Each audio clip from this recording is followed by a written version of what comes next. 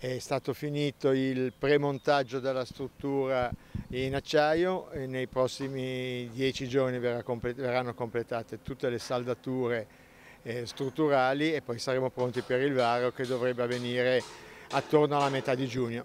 Quali sono le caratteristiche di questa struttura metallica e dove è stata realizzata? È una struttura che ha un peso totale di 60.000 kg d'acciaio, è stata realizzata nei suoi componenti da un'officina di Busalla, ha una careggiata di 3,20 m di larghezza che consente il transito agevole ai ciclisti e ai pedoni e in caso eccezionale anche a mezzi di soccorso che possono accorciare di almeno 10-15 minuti l'attraversamento del fiume senza fare tutto il lungo giro che devono fare attualmente.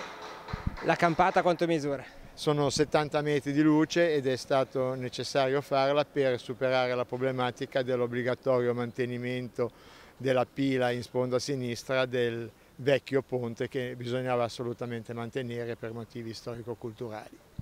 Come verrà varata? Quali le operazioni che verranno eseguite?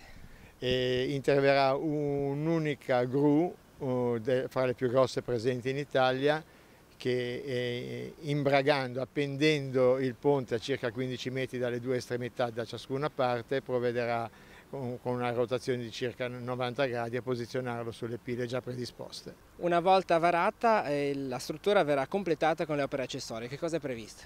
Allora, c'è un'opera accessoria di tipo impiantistico, che sono due protezioni laterali alla via di transito nelle quali potranno essere ubicati tubi per fogna e impianti elettrici che debbano attraversare il fiume.